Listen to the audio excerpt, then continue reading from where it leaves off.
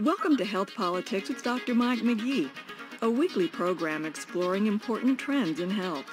No matter which side of the energy debate you're on, I think we can all agree that energy and the resources that allow its production exist within the eye of a political, economic, and environmental hellstorm. Due to growing populations and increased per capita consumption, coupled with excessive demands and stressed supplies, energy prices have been driven to new highs.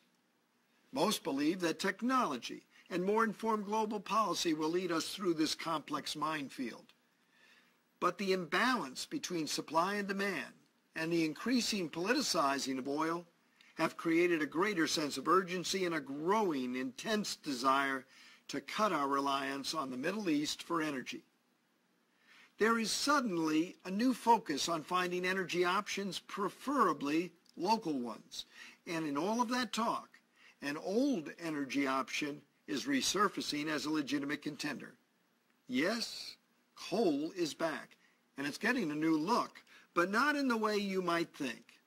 The new coal solution doesn't involve burning it in the traditional ways, but in converting it to oil. Sounds a little strange, but it can be done, and some have had great success at it. Take South Africa, for example, which made the switch to oil-producing coal 50 years ago. Upon discovery of a large store of coal about 2 hours east of Johannesburg, South Africa built a state-owned energy plant in order to more efficiently convert coal to oil to support its growing energy needs.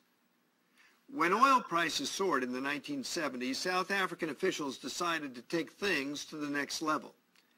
They took a $6 billion government loan and they built 2 new plants that expanded coal-to-oil output 20-fold. They also privatized the company called Sasol, maintaining roughly 25% control. It took 10 years to build the new plants, and by then the price of oil per barrel had plummeted. Still, in the face of international sanctions tied to apartheid, which restricted access to foreign oil, the company stayed profitable by boosting efficiency and expanding their end products to include plastics, fertilizers, and explosives. Today, with war in the Middle East and the oil prices topping $70 a barrel, Sasol is considered quite a success story in South Africa, and its name is on the lips of leaders from China to Montana and everywhere in between. Sasol represents the idea that there are alternative ways to get oil and produce the energy we require to function. But why coal? Wouldn't other alternatives make more sense? So far, the other leading options available to us, those capable of producing the high levels of energy needed, have pros and cons. If you watched my earlier Health Politics piece about ethanol, you, for example, know that ethanol can be derived from a wide range of agricultural products, but growing them consumes a lot of water and requires large amounts of field space that's also needed to grow food for humans and animals. Not only will this competition likely drive up the cost of food, but the efficiency of ethanol and its secondary environmental impacts are also up for debate. Nuclear power, on the other hand, can be produced relatively cleanly, but the manufacturing facilities require enormous upfront investment. These plants also take substantial time to bring online. They have lingering safety concerns, and they don't flex up and down to match the demand with the same ease of non-nuclear plants. Given all these lingering questions and concerns, one starts to understand why U.S. leaders are willing to rethink coal as an energy option. The United States' growing interest in coal-to-liquid technology is one of those stories that has been quietly gaining momentum. In June of 2006, 2 senators from coal states, Barack Obama of Illinois and Jim Bunning of Kentucky, presented Congress with a bill that would offer a menu of loan guarantees and tax incentives to U.S. coal-to-liquid plants. Montana Governor Brian Schweitzer, whose state would like to be the first in line, says South Africa's Sasol is his preferred partner. In his words, quote, These are the guys everyone wants to take to the prom, close quotes. If our country is considering coal to oil production as an option, maybe it's time we take a closer look. Here are the facts. Worldwide, it's believed that we can support 41 years of energy demand with the Earth's existing supply of oil reserves. We have about 65 years' worth of coverage from natural gas supplies. But we have 155 years of coal supply. So not only does coal dominate, but the largest stores of it are located in the homelands of the world's two largest economies, the United States and China. The United States currently produces more than 1 billion tons of coal annually. 40% of this would be required to produce enough fuel to decrease our foreign oil consumption by 10%. The U.S. Defense Department believes that coal-to-liquid technology has promise and is studying it. But while the U.S. studies, China builds, with one multi-billion-dollar plan underway in Mongolia and 27 more in design. What are the downsides? Well, first, expense.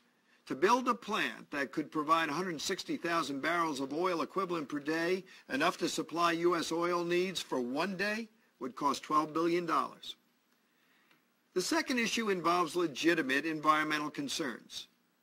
Superheating the coal to more than 2,000 degrees Fahrenheit and the addition of steam and oxygen to complete the chemical reaction has one main waste product, carbon dioxide.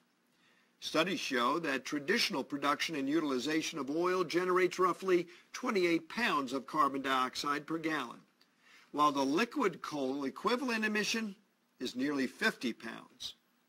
In fact, coal-to-oil plants have often been called, quotes, CO2 factories that produce energy on the side, close quotes. David Hawkins, director of the Climate Center at the Natural Resources Defense Council, had this to say in congressional testimony, quotes, before deciding whether to invest scores, perhaps hundreds of billions of dollars in a new industry like coal-to-liquids, we need a much more serious assessment of whether this is an industry that should proceed at all, close quotes. Few would argue with so much in the balance: global security, global warming, the global economy, and our physical health. But these intersecting interests are made much more complex by further delay. So what is a measured approach? First, the U.S. must hold the line on the Clean Air Act. Its new source review provision requires older fossil fuel plants to install modern pollution controls whenever they modernize or change their plants. The Act has now withstood two core challenges from energy providers. Holding the line here signals a standard on CO2 and other chemical emissions for new energy producers, as well as a willingness to face the threat of global warming. Second, all citizens must join together to manage demand.